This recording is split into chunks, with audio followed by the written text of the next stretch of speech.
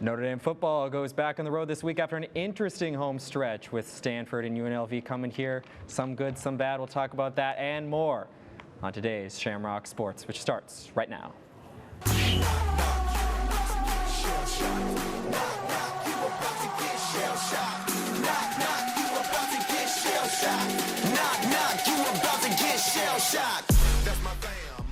And we welcome you into our second floor Duncan Studio Center. John Bailey, Jake Miller joining you today, talking about all of Notre Dame sports, home football, away, and a lot of other interesting stuff. But Notre Dame's had an interesting home stretch, like I mentioned. Rough loss against Stanford, where everything we've seen about this team has gone awry. And kind of a strong win to UNLV, but definitely one with some mistakes. Let's start with Stanford.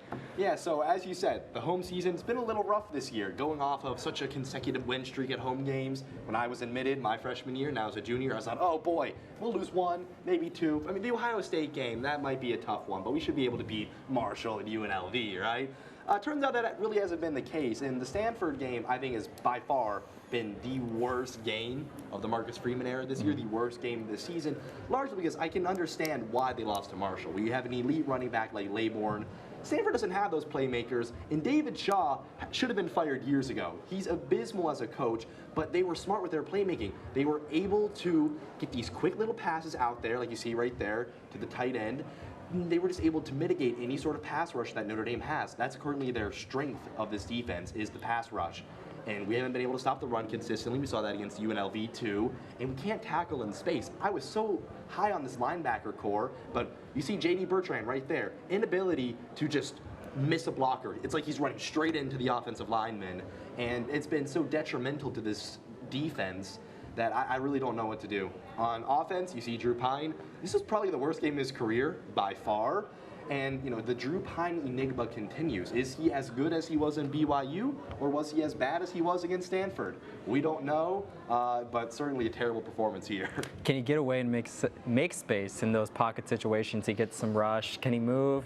Can he at least get out of the pocket and make a play? That'll be interesting. Well, it's a hard loss for us, but we're able to bounce back to some extent last week. And UNLV, they come and score some points. A Mountain West team like that, I mean, I don't know what to make of that. Your thoughts? Well, again, I guess a bit of a sad show so far. We can start on the negatives and then get to the positives. There we go. There were certainly quite a few positives in this game.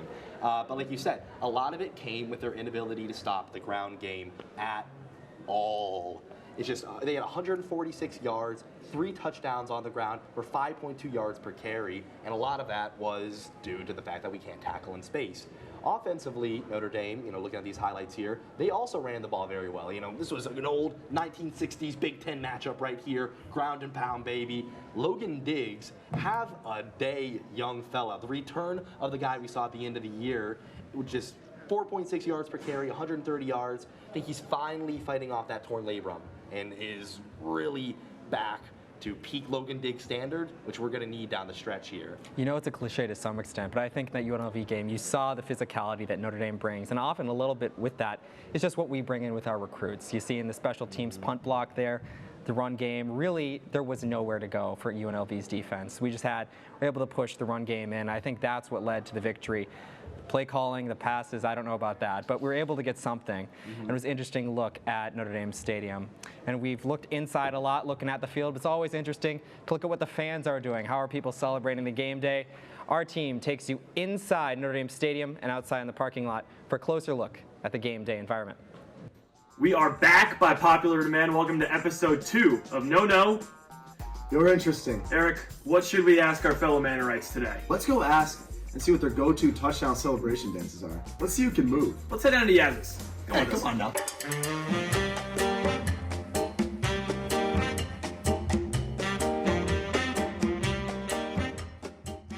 Interesting take.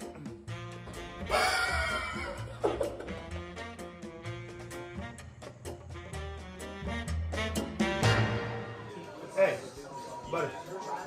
Sir, excuse me. Can we get a take here? Leo. Hey, there's nothing that a little NDTV can't cheer up for you, huh? That's right. Let's see what's the poll of the day here. All right, so basically, The GOAT, Patrick Mahomes, Joe Burrow, Justin Fields threw you a bomb. Tom Brady just threw you a touchdown pass. You just won the Super Bowl. You are LeBron James, and Dwayne Wade just threw you a lob, and you just slammed it down on J.J. Barea's head. What touchdown celebration are you going to hit? How are you going to celebrate? How are you going to celebrate? Sorry? What are you show me? What are you talking about? Definitely hitting a crazy default dance, and then that guy's doing that. Will you hit it for me right now?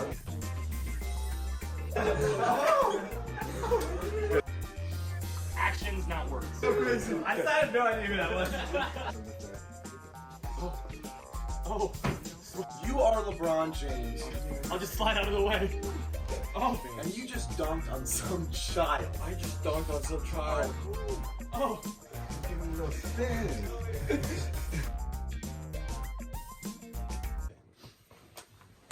Oh.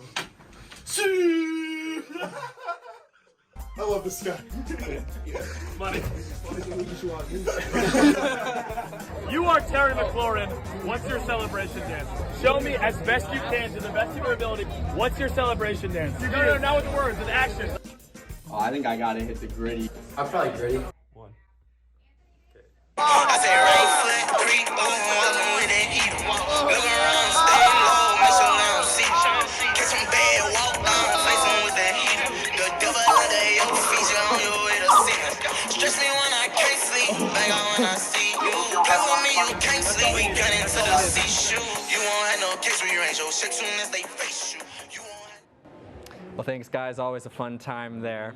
So, John, there's a lot going on in Notre Dame sports right now, but you and I, big NBA fans, and how can we not talk about the NBA, touch on the beginning of the season this year? You're going to go first, but I think we both have some teams that interest us. You're a Detroiter. You have a team kind of up that way from Ohio. Talk to us about the Cavs. So, Cleveland was a bitter rival for the Pistons many years. When LeBron was out there winning, the Eastern Conference every year, he always had the pleasure of playing the Detroit Pistons in the first round, the 1-versus-8 game. And I remember Andre Drummond valiantly got 20 rebounds in the way to getting swept. So hopefully we can flip that around, because I think the Cavs are going to be competitors for years and years to come. If the Pistons can reach that level of success, I will be very, very happy. But it's largely because of the young talent, and I feel like we've just seen this rise of so many young stars in the league.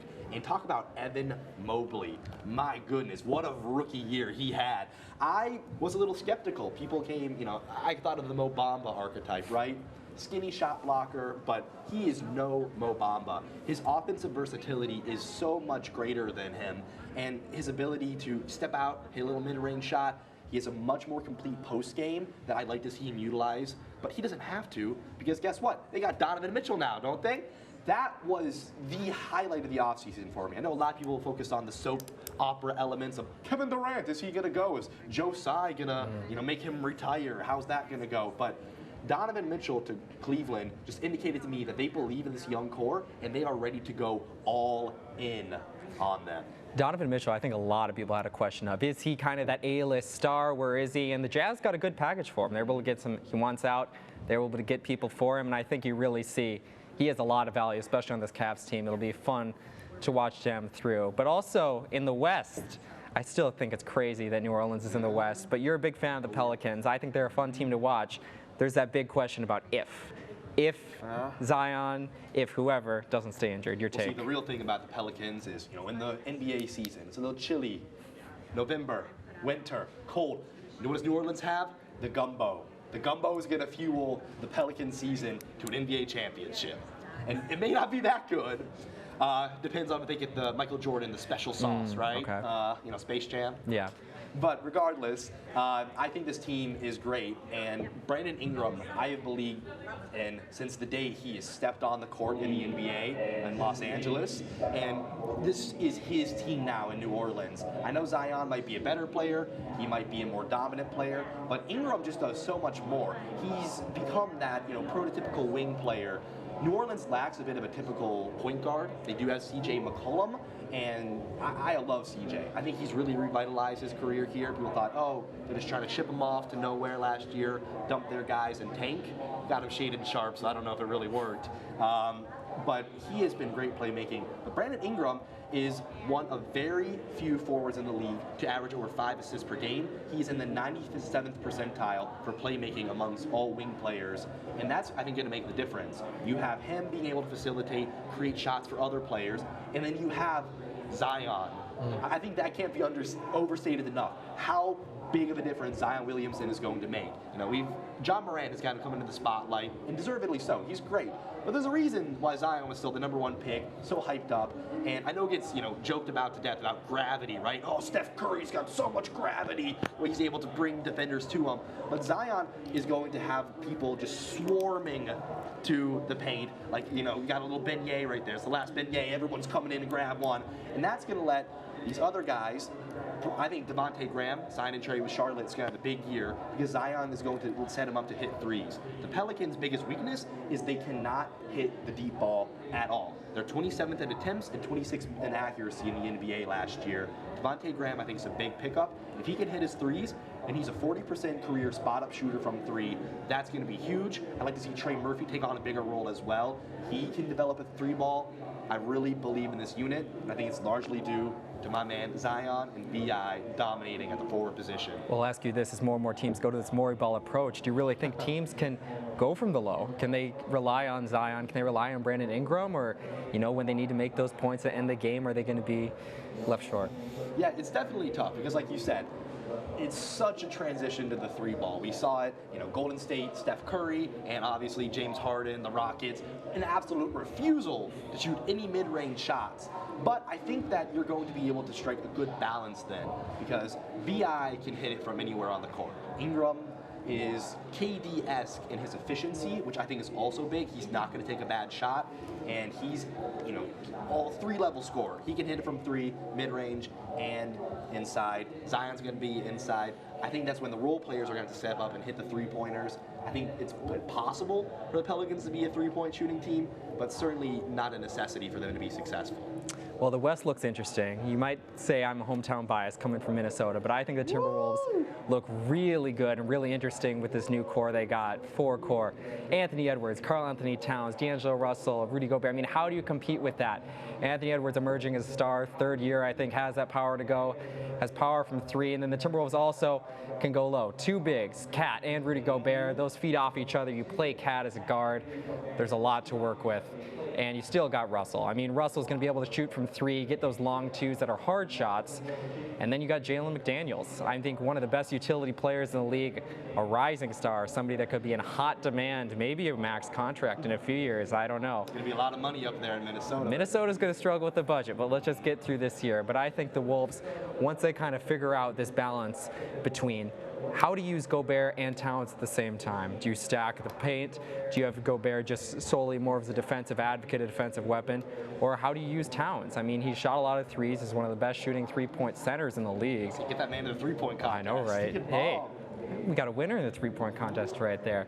Timberwolves are going to be an interesting team if they can figure out how to use all of their bench. They lost a lot of their bench in the trades. They aren't playing some of their bench. Naz Reid, one of the better backup centers in the league, hasn't gotten very many minutes. We'll see. They play the struggling Lakers tonight, which I think you and I are both in agreement. The Lakers look an absolute. Well, Westbrook is benched now. That just came out. Darvin Ham has decided Russell Westbrook will come off the bench, and maybe his second time through he can figure out how to do it. Did you see that quote? I did. He's like, yeah, I don't know, man. It screwed me up coming off the bench. It's just the lamest excuse from one of the lamest players in the league on the lamest team in the league. And it's really sad. We'll see if it's a precursor to Westbrook getting traded. Who knows? Maybe getting traded, maybe getting dropped, cut. Him, the 1st-round pick. I'll take him on the Pistons. I don't care. We'll get another lottery pick out of it. We'll give him Bogdanovic. He's been leading the league in 3-point percentage this year. I mean, you're getting less time for your young kids then. Less time for Ivy, less time. Do the John Wall. Fair enough, fair enough. Well, I'm not an NBA budget master, but we'll see. It's always fun to talk around that. But we got a lot going on in sports. NFL is looking very interesting. Weird team dynamics this year. Everybody seems to be hovering right around 500 right now. It's a lot of 4-3s, 3-4s, and a lot of teams have struggled that you wouldn't have expected. Philadelphia, though, has not. I have absolutely loved the Eagles this year. I know our cameraman right here, Andrew McGinnis, big smile on his face right now. His team's looking for another Super Bowl, and I think they could totally do it. I did not buy into the Eagles hype at all going this season, but Jalen Hurts, is, I think, the best Alabama quarterback to come out in like the last 10 years. People are like, oh, Mac Jones, Tua. Jalen Hurts has been phenomenal, and it's largely his growth in his football IQ and as a game manager. He's been able to get out of the pocket and mitigate any sort of sacks, throw the ball away, and just not turn the ball over has been just pivotal to this team, especially when you do have, such a, I think Boston Scott is a good, sorry, what's his name, the other guy? The starting running back. Out of my roster. They have Miles Sanders. Thank you. Is a great running back. When you pair him with Boston Scott, you pair him with Jalen Hurts running the ball, they're a very dynamic team that can score any sort of way. A.J. Brown, I love my boy. He's been great this year, and that defense, I think, is arguably the best in the league. So you pair that together, that's a Super Bowl formula right there. Philly's my pick as well, but there's a lot going on in Philadelphia. World Series 2, can the Phillies win? Our Tyler takes a look at everything going around in sports right now in the weekly recap.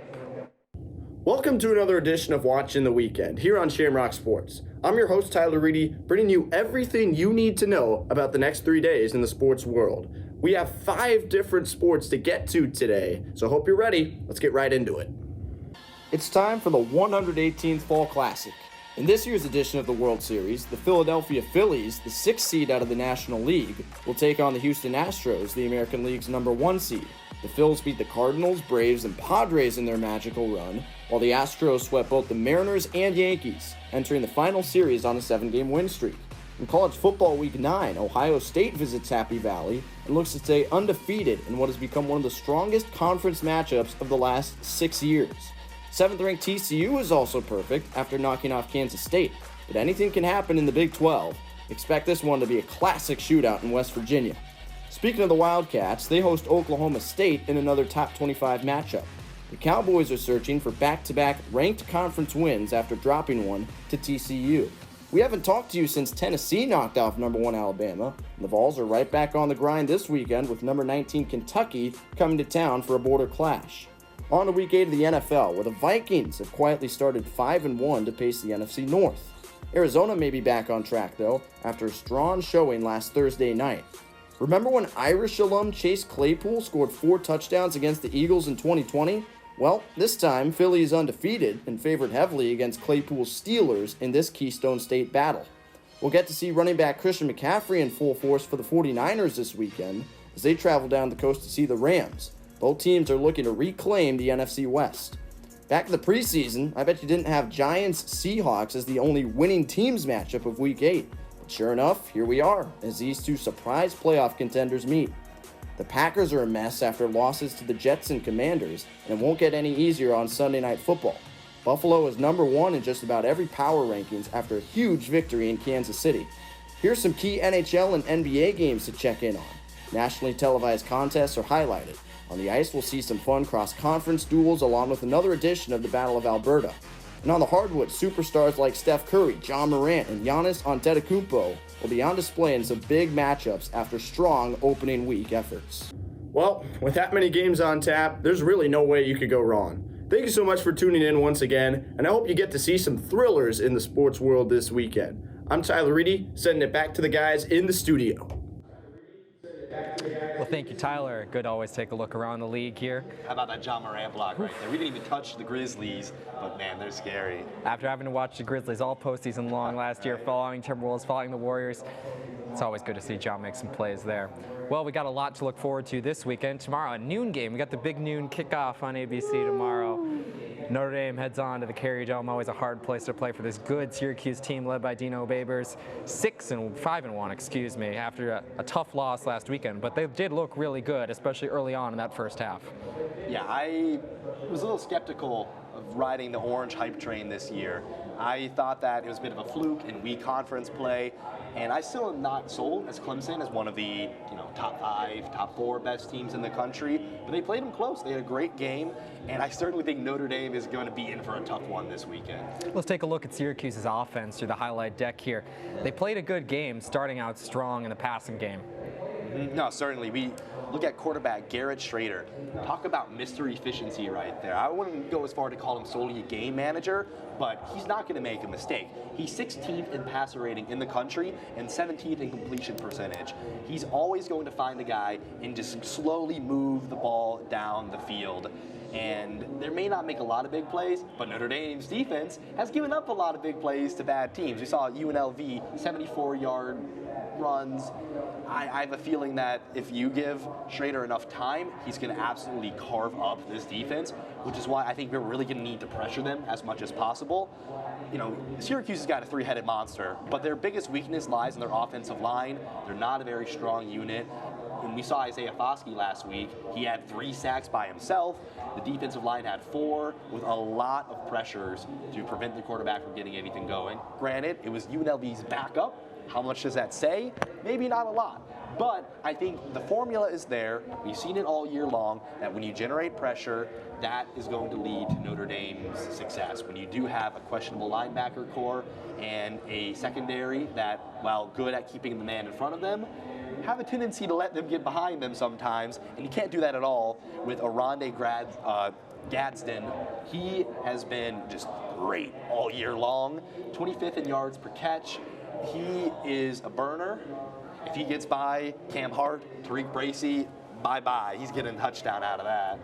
I think it's interesting to look at what Syracuse did last week, because when I take a look at that, first thing I think of, this is what Notre Dame needs to do. These kind of play calls, a lot of jet sweep, a little bit of scramble action by the quarterback there. I mean, Tommy Reese, are you listening? You got a perfect example, an ACC friend. Stanford, too. That Stanford did exactly what we need to do as well. Exactly. Some copycat action. I mean, it's the way people work. You didn't borrow it. You're stealing. Yeah. We'll see. We'll see.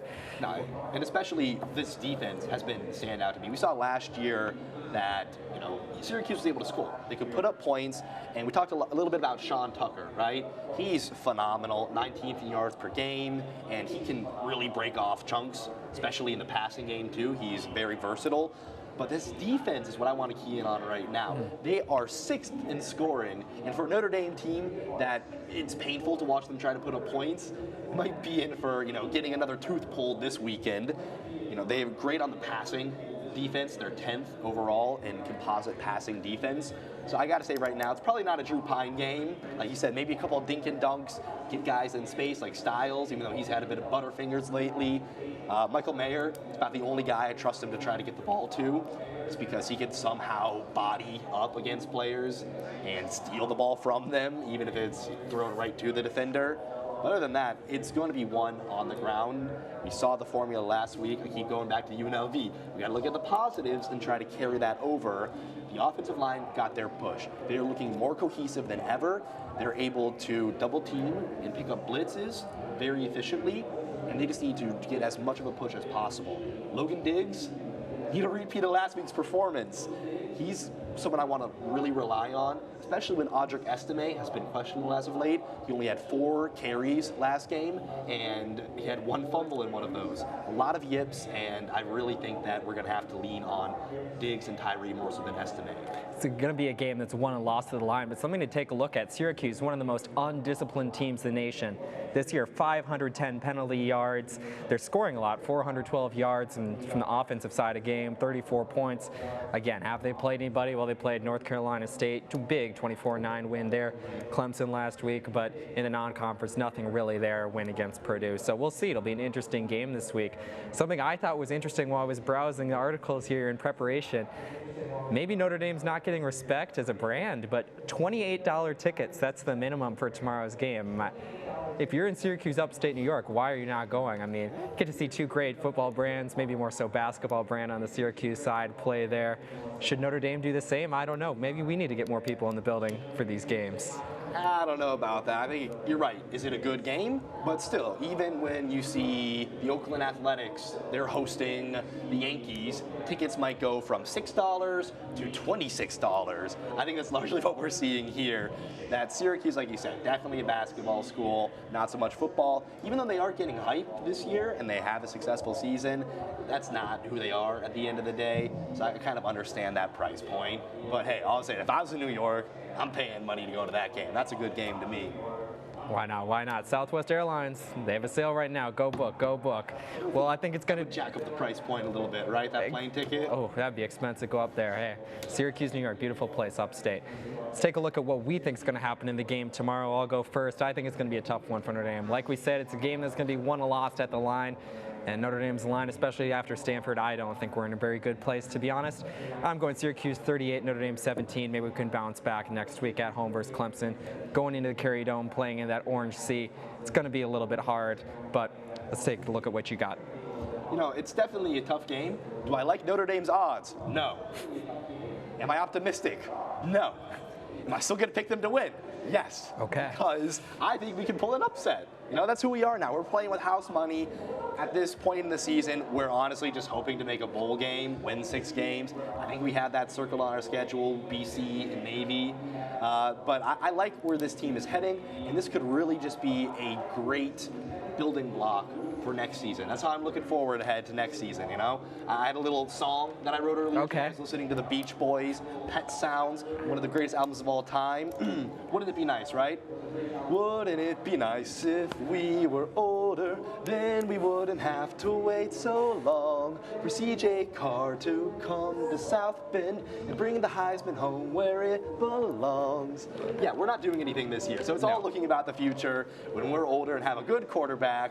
So I just want to see some character that Marcus Freeman can outcoach Dino Babers, have a good performance, that Tommy Rees is the guy going forward. It's the coaching staff I want to see perform in this game by being able to go on the road and win a tough game that where honestly you compare talent to talent on that roster, you should have a shot. They've just really underperformed this year.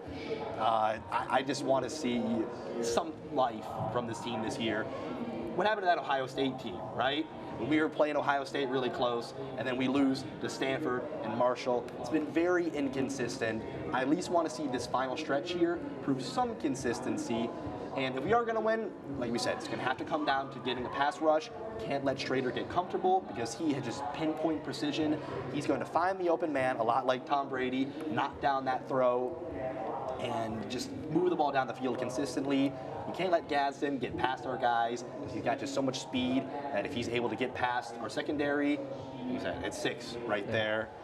And Tucker, I think, really need to hone in on the pass game. That's going to come down to the linebackers lining up against him. I do not trust them. Like we said, Maris Leafau, J.D. Bertrand, they seem to miss guys in space or run directly into a blocker. They're going to need to have a big game this week to contain Tucker, both in the run game and the pass. And really, I want to see us run the ball 40 times.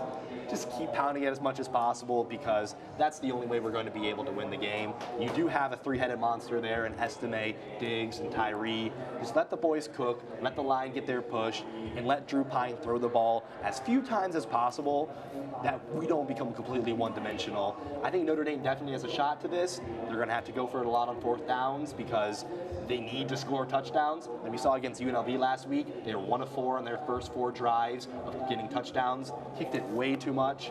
If we're in the red zone, it's a 45-yard kick. 4th and 3, I want to go for it because we're only going to be able to score by getting 6 and not 3. Notre Dame 28, Syracuse 21. I believe. That's a prediction. We'll check in on that next week. But that singing, we got that a couple times this year. I don't know how I match that and how I follow up. We might have one opportunity for you this week. Bridge ND, in union with Student Government and the College Democrats and College Republicans Club here on campus, are holding a midterm debate as the midterm election season keeps getting closer and closer. Join us Wednesday night live at Midfield Commons in the Duncan Student Center. If you'd like to submit your questions, like to talk with those debating, it'd be a great time to do that right there live. Check our social media for more information, but also that'll be up on our YouTube channel, Notre Dame Television, shortly after. Well, John, it's been a pleasure. Thank you for joining me today to talk. Shouting out the politics. Now that's the most ruthless sport of them all, right? Forget Ohio State and Michigan, red and blue. I don't think we're going into that. We'll see. We'll see. Maybe one day. Maybe one Friday. What was it? The political show we had here.